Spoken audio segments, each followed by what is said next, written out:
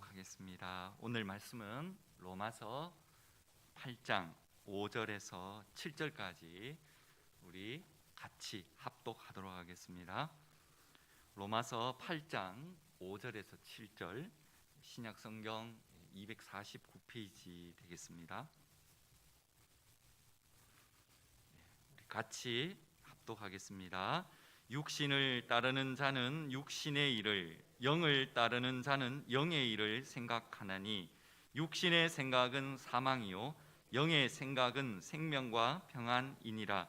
육신의 생각은 하나님과 원수가 되나니 이는 하나님의 법에 굴복하지 아니할 뿐 아니라 할 수도 없음이라. 아멘. 목사님께서 말씀 선포해 주시겠습니다.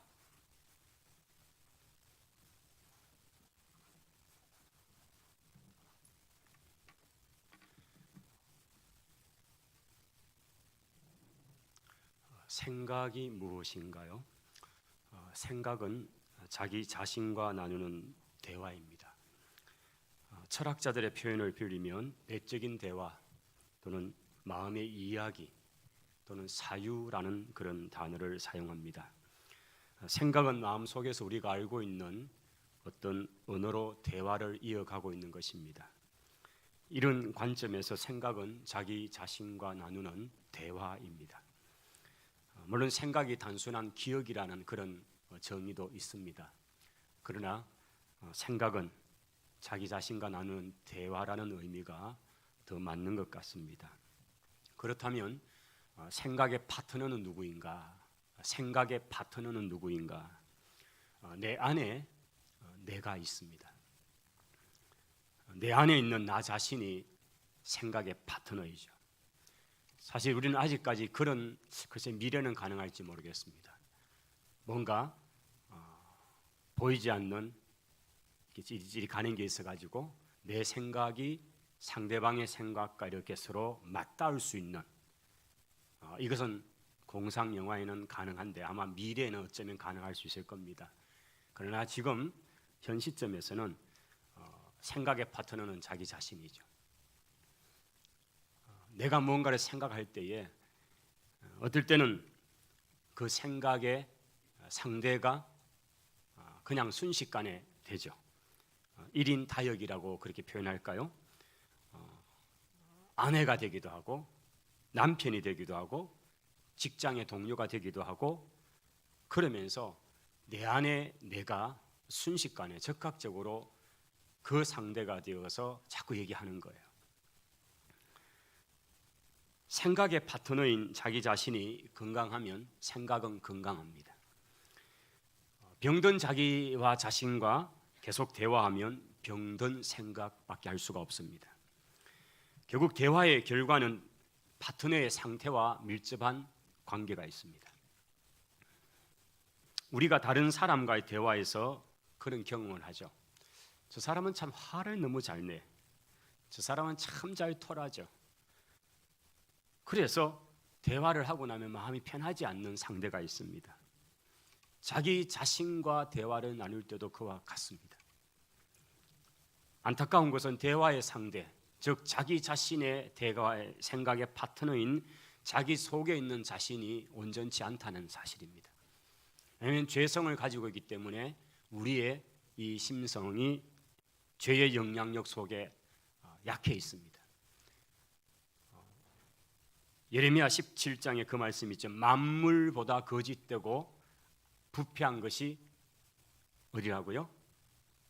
니아가 아니고 자기 마음이야, 이렇게 되어 있습니다. 만물보다 거짓되고 심히 부패한 것이 마음이다. 그렇기 때문에 이 죄의 영향력 아래에 있는 자기 자신이 여전히 온전치 못하기 때문에 스스로 하는 그 생각, 그 생각의 파트너인 자기 자신과 이 관계가 원활하지 않을 수 있죠. 자꾸 나쁜 생각 쪽으로 갈 수 있다는 겁니다. 또 이런저런 이유 때문에 우리는 많은 상처의 경험을 가지고 있습니다. 근데 이 상처가 제대로 치유되지 않을 때에 그 상처는 끊임없이 우리에게 또한 악영향을 주죠. 그래서 생각, 또 생각의 파트너가, 즉 자기 자신이 그 속에서 계속적으로 좋지 않은 것으로 자꾸 생각을 발전시켜 갑니다. 대표적으로 열등감, 우월감 이런 것들은 결국 속 사람의 병명이죠. 병의 이름들이죠.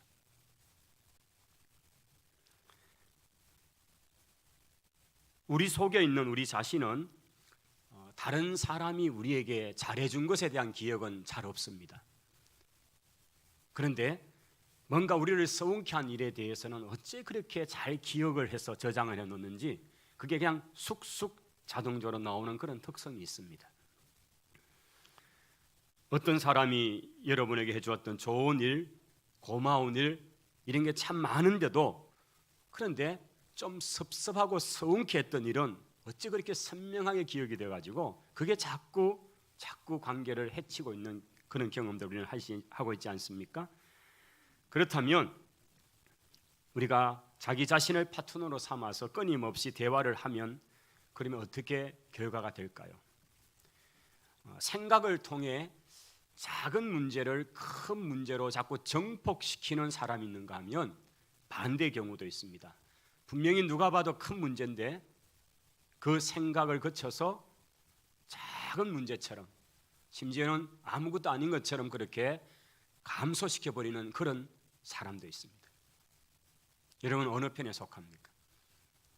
별거 아닌 작은 것이 하룻밤 이틀밤만 지나고 나면 엄청난 세상을 그냥 다 잃은 것 같은 그런 큰 문제로 정폭시켜버리는 그런 어떤 구조를 가지고 있습니까? 자기 자신과 나누는 대화인 생각을 통해 문제는 크게 정폭도 되기도 하고 작아지기도 한다는 것입니다. 여러분 오늘 오전 예배 때도 우리가 참 지금 민감하게 이 마이크는 참 민감한 거예요. 그래도 영상은 좀 더 착해가지고 비추는 대로 뜨는데 이 마이크 양은 여성 같아요. 제가 보니까 그렇게 다루기 어려운지. 그래서 하울링이라는 게 생깁니다. 이 하울링이 무엇입니까? 스피커에서 나오는 세미한 어떤 이게 마이크가 가까이 가면 이게 자기가 또 받아서 또 다시 내고 받아서 하다 보니 이게 점점점 정폭되어서 여러분 귀가 아플 정도로 우웅 하는 소리가 나는 이 하울링 현상이 가끔 있잖아요. 이게 어쨌든 기계적으로 자꾸 그렇게 일어나는 거죠. 그런데 우리가 내적인 하울링이라는 게 있다는 거죠. 뭔가 그게 내 속에만 들어오면 자꾸 자기 자신 생각의 파트너 자기와 자꾸 뭔가를 생각하다 보면 점점 그게 커져가지고 이제는 그 짝을 수 없는 소리로 커져버리는 그런 성향이 있다는 거죠.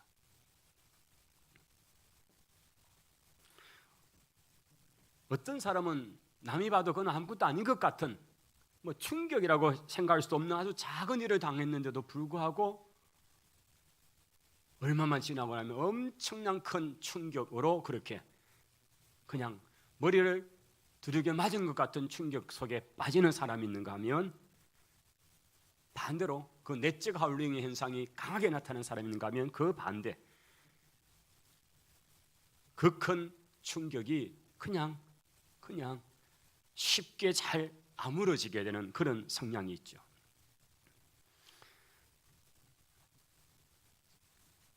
상처가 아물 날이 없고 토라지기 잘하고 시험에 잘 들고 이런 성향과 또 전혀 반대적인 그런 대조적인 성향을 가진 분들은 아무리 큰 충격이 와도 자신과의 대화를 통해서 묵상을 하거나 대화를 하거나 이러면서 그것을 최소화시켜내는 그런 성격도 있죠.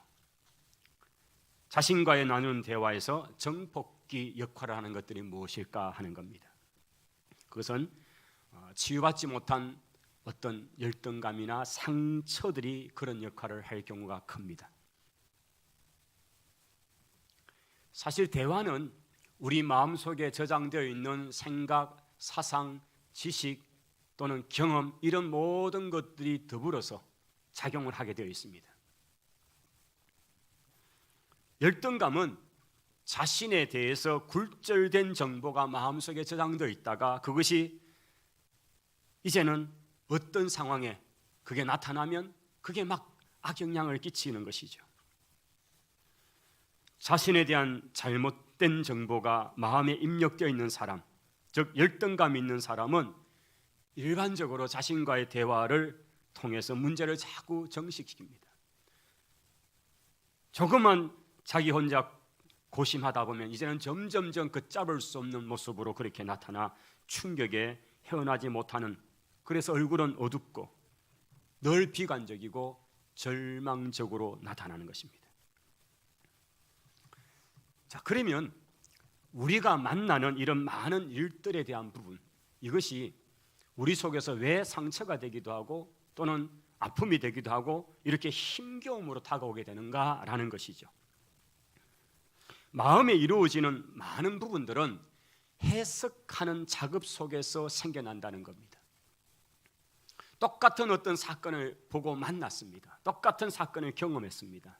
그런데 그것이 내 속에서 어떻게 해석되어지느냐에 따라서 그게 상처로 남을 수도 있고 그냥 툴툴 털어버릴 수도 있는 것입니다. 이 해석의 과정은 우리 속에 저장되는 무슨 장치와 같은 거예요. 순간적으로 일어났느냐 아니면 긴 시간을 통해 일어났냐 차이는 있지만, 그러나 반드시 우리 사람은 어떤 문제나 사건이나 경험에 대해서 해석을 통해 저장을 하는 거죠. 어떤 사람이 여러분 기억 속에 좋은 사람으로 기억되어 남아 있다면 그 사람이 원래 좋은 사람일 수 있지만은 그 사람에 대한 나의 해석이 좋은 거예요.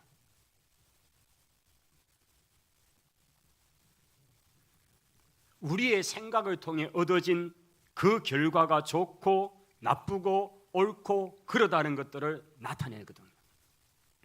사실 행복과 불행, 이것을 가르는 것은 우리의 환경 때문이다, 우리의 처지 형편 때문이다 라고 할 수 없는 것은 해석의 문제 같아요.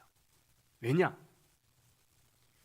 우리가 객관적으로 볼 때 지금 저런 정도의 생활을 사는 가난한 사람들, 가난한 민족들, 그러면 저들은 행복하지 않고 그들은 불행해야 돼요. 그런데 오히려 그들은 훨씬 더 행복 지수가 높은 거예요. 여러분 그 수치 아시잖아요. 세계에서 행복 지수가 가장 높은 민족은 어떤지, 경제적으로 가장 낮은 민족일수록 더 행복 지수가 높은 거죠. 우리가 볼 때는 저 정도 상태면 어떻게 살아가지? 늘 불행하고 늘 원망해야 될 것 같은데 오히려 그들은 너무 잘 웃고 너무 즐거워하고, 그들에게는 우리가 생각하는 그런 기준에 해석을 하지 않는 거죠. 그들은 그런 걸 불행이라고 생각조차 하지 않고 그렇게 해석해서 생각하지 않는 거죠.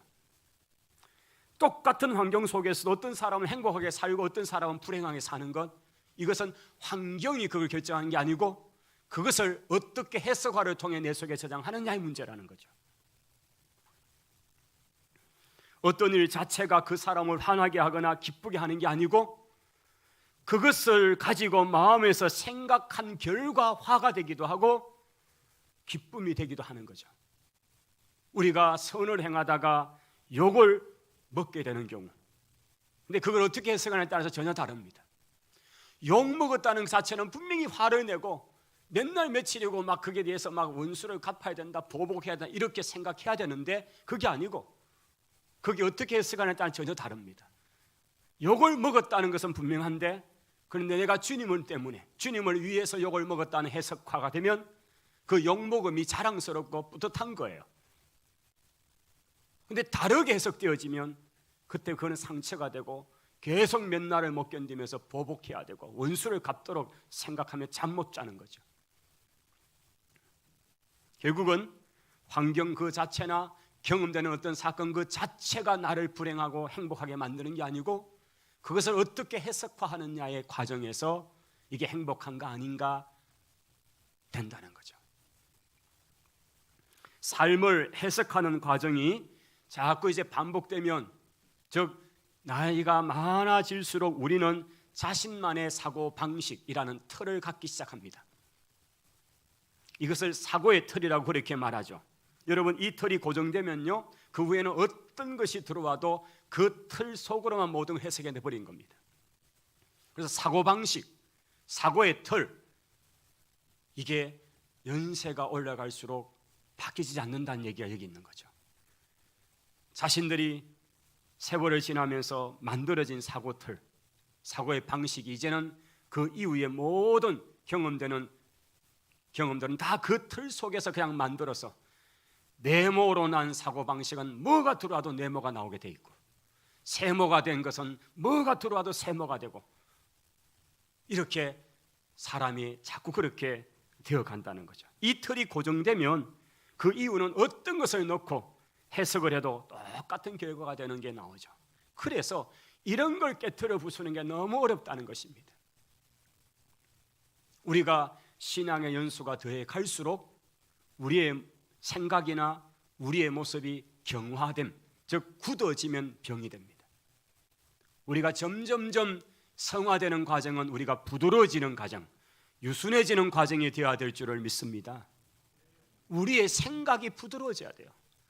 네모로 된 그 틀이 아니라 부드러워서 뭐가 들어와도 그 들어오는 것을 그냥 동그랗게도 만들고 그것을 별 모양도 만들어낼 수 있고, 유순해서 그게 어떤 게 들어와도 그렇게 유연하게 적용될 수 있는, 이게 바로 사고의 틀이 그렇게 되어야, 그래야 라떼가 안 되는 거죠. 라떼가. 모르시네요. 내 때는 이래서 그러면 정말 싫어해요. 똑같은 일을 당해도 어떤 사람은 웃습니다, 어떤 사람은 웁니다, 어떤 사람은 수용합니다, 어떤 사람은 공격적이 됩니다, 어떤 사람은 감사하고 어떤 사람은 원망을 쏟아냅니다. 그 차이는 바로 무슨 차이라고요? 해석의 차이입니다.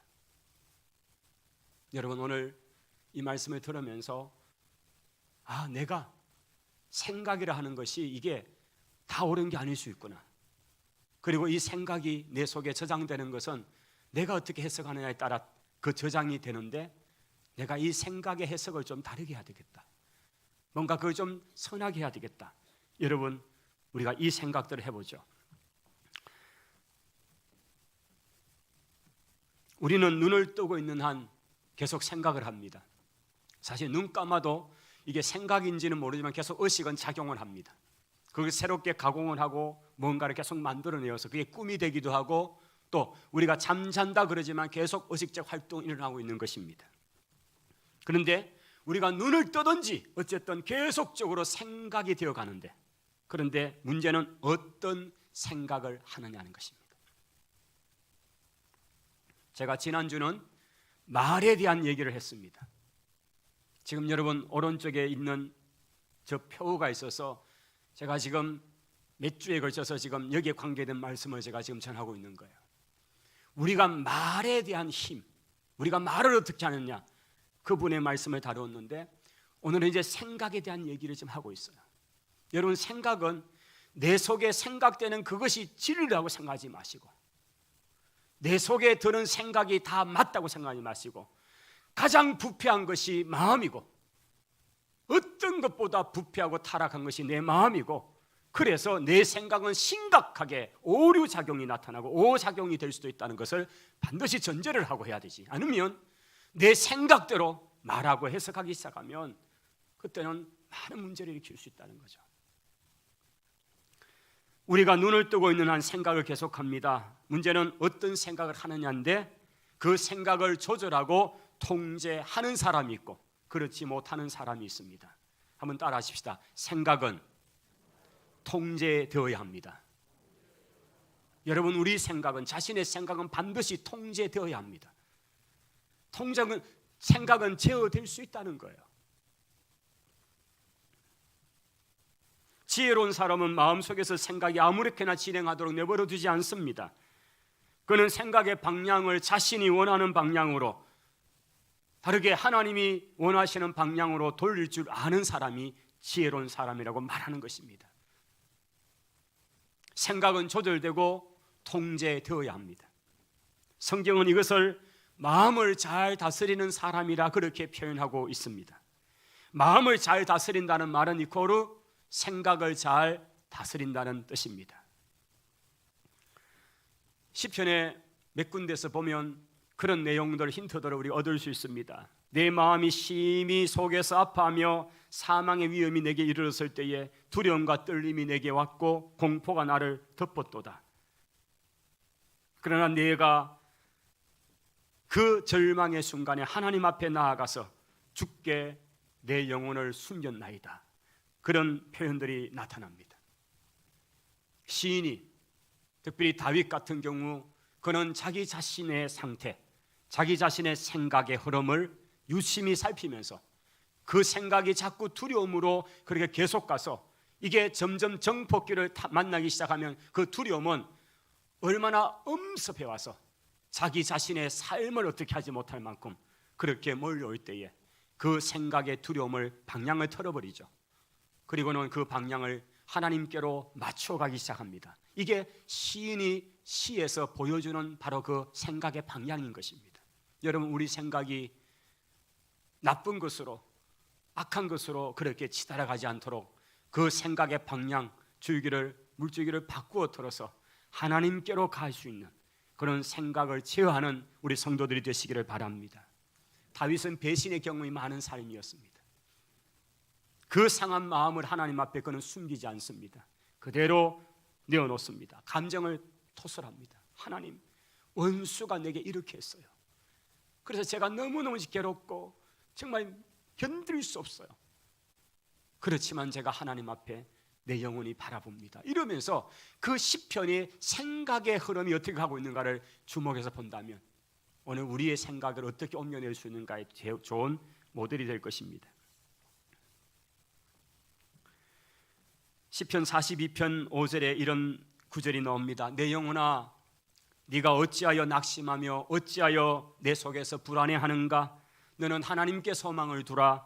그가 나타나 도우심으로 말미암아 내가 여전히 찬송하리로다. 여러분, 이 시편 42편 5절의 말씀을 오늘 말씀을 한번 틀에 맞춰서 한번 볼까요? 여기 내 영혼아, 이 시편의 저자 그는 자기의 영혼을 2인 칭화시켜서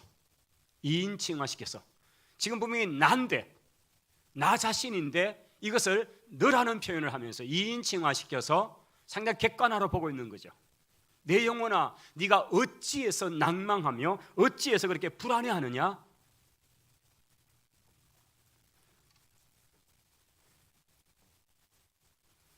다윗이 자기 자신과 나누는 대화, 자기의 생각이 어떻게 가고 있는가, 자기 자신과의 대화가 생각이라고 하는 건데 그 생각을 유심히 잘 관찰하고 있는 거죠. 자기가 봐도 자기 마음이, 자기의 생각이 어떻게 두려움 가운데 있는가를 그가 발견하고, 네가 왜 그렇게 두려워하니? 이 지금 누구 다른 사람이 아니에요. 자기 인격을 향했어요. 자기 영혼을 향했어요. 그러면서 그렇게 두려워하지 말고 그렇게 불안해하지 말아라. 그러면서 너는, 이게 다른 어떤 사람이 아니에요. 다른 어떤 인격체가 아니에요. 자기 자신이에요. 너는 하나님께 소망을 두어라. 그 생각의 물꼬를 방향을 틀어버리는 거죠. 두려움에 매여서 두려움에 벌벌 떠는 그 인생에서 하나님께 소망을 두자라고 그 방향을 트는 것입니다. 여러분, 생각은 자신이 제어해야 합니다. 그 생각을 통제해야 합니다. 그 생각이 자기의 영혼을, 육신을 침몰시키지 못하도록 그 영혼을 틀어가야, 그 생각을 틀어야 한다는 것입니다. 시편 103편에도 다윗은 자신과 나눈 대화를 이렇게 아주 비슷하게 표현합니다. 내 영혼아, 내 영혼아 송축해라. 여호와를 송축해라. 내 속에 있는 것들아 다 그의 거룩한 이름을 송축해라. 여러분, 우리가 시적이니까 그 표현에 따라고 할 수 있지만은, 그럼 우리도 시인이 되면 되죠. 자기의 영혼을 보고 자기의 생각을 보고 내가 어디로 가는지, 그래서 내 영혼아 여호와를 송축해라고 그렇게 노래할 수 있는 거죠. 이제 오늘의 말씀의 제목이기도 하고 결론적 부분으로 옵니다. 생각의 파트너를 바꿔야 합니다. 한번 따라 하십시다. 생각의 파트너를 바꾸라. 여러분, 생각을 잘하기 원하신다면 생각의 파트너를 바꿔야 합니다. 여러분, 생각은 자기 자신과의 대화라고 말씀을 했습니다.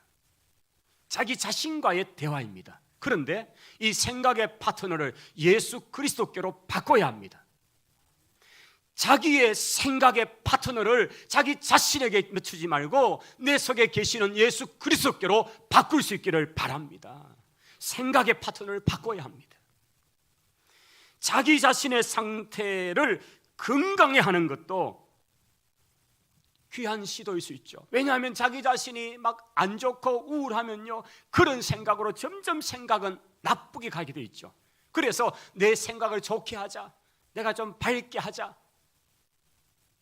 여러분 아기를 가졌을 때도 그런 마음 같잖아요. 생각하는 거, 듣는 거, 먹는 거 좋게 하려고 얼마나 애를 씁니까? 그런데 그게 아니라 아예 그보다 더 나가는 것은 아예 생각의 패턴을 바꿔야 되는 거죠. 예수 그리스도로 생각의 패턴을 바꿔버리는 거예요. 그러면 매 순간 어떤 일이 있어도 예수님께, 예수님 어떻게 생각하세요? 예수님 어떻게 생각하세요? 예수님은 어떻게 하셨을까요? 여러분, 예수님, 우리 안에 계시는 예수님과 대화하는 거예요. 우리가 예수님 믿을 때에 그분을 영접 기도하고 예수님이 내 속에 들어와 계시는, 여러분, 이것이 거듭남의 분명한 증거인 줄 믿습니다. 우리가 영접하는 자고 그 이름을 믿는 자에게는 하나님의 자녀가 되는 권세를 주셨습니다. 할렐루야. 그러면 내 속에 계시는 예수님이 있는데도 불구하고, 예수님이 우리 마음에 모셔 놓았음에도 불구하고 여전히 자기 자신의 생각의 패턴을 자기 자신으로 만드는 거, 그러니까 우리 생각이 늘 불안할 수 있죠.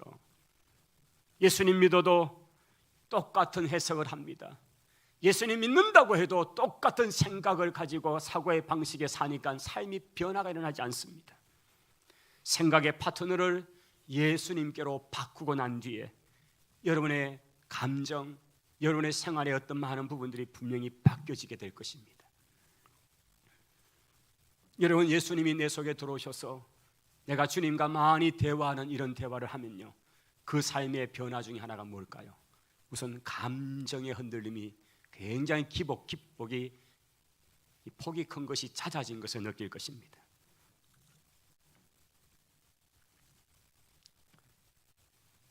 생각의 파트너를 예수님으로 바꾸면요, 분노 이런 것들을 많이 줄여낼 수 있을 것입니다.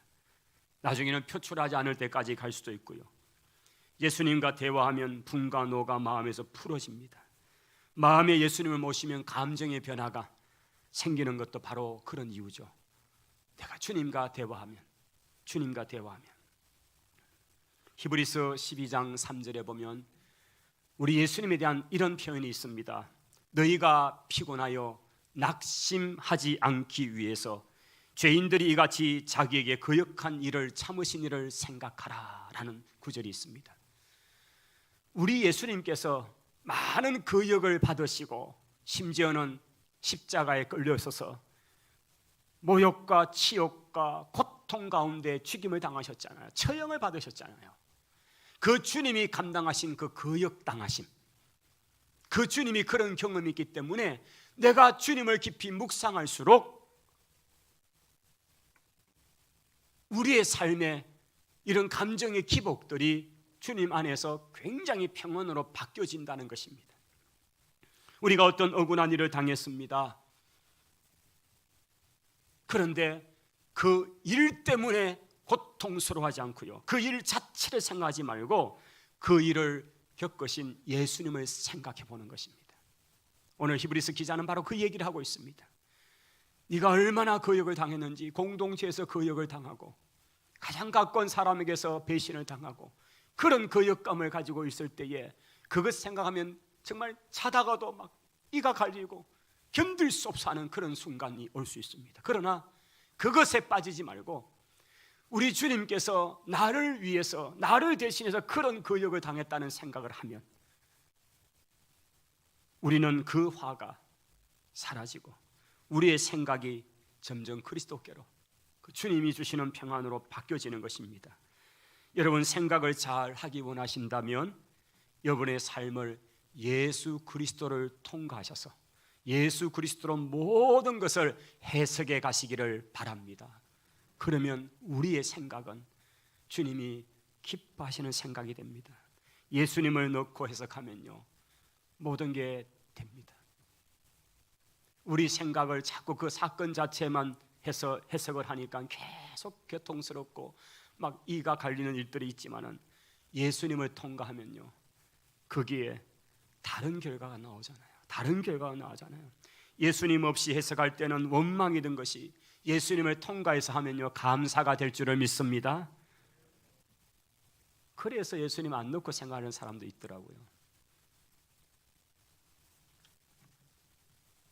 그러면 용서해 주자 되잖아요. 이렇게 또 말씀을 알아가지고 그 생각은 더 못된 생각입니다. 우리 주님 통과해야 됩니다. 우리의 생각, 자꾸 악한 쪽으로 갈 수 있는 그 생각을 예수님께로 그냥 가져가야 합니다. 그리고 거기서 어떻게 결과가 나올지 기도하면서 말씀을 묵상하면서 보다 보면요 결과가 나타납니다. 오늘 아침에 제가 주일 준비를 하다가 아침에 방송을 보니까 김문은 목사님 나오는 시간이 있는데 이 부분이 인상적이었어요. 새벽기도 열심히 하는 시어머니 권사님하고 큐티 아주 지성적으로 하는 며느리하고 어떤 그런 토닥거리는 문제가 생기면 누가 먼저 회개해야 되냐고 이렇게 질문을 툭 던지고 여러분 어떻게 생각합니까? 새벽에 나와서 열심히 기도하는 권사님 시어머니가 먼저 회개해야 될까? 아니면 큐티하면서 이렇게 하는 며느리가 먼저 해야 될까? 답은 뻔하죠. 둘 다 먼저 해야 된다고. 이런 방법으로 하든 저런 방법으로 하든지 간에 다 말씀 앞에서 그냥 엎드리고 깨달아지면 회개하고 잘못했습니다. 그렇게 얘기할 수 있는 게 그게 지혜롭다 이렇게 얘기하시는데 오늘 우리가 어떤 상황이든지 그리스도를 통과해서 그리스도를 놓고 해석하면 우리가 보여지는 것이 분명히 달라질 줄을 믿습니다.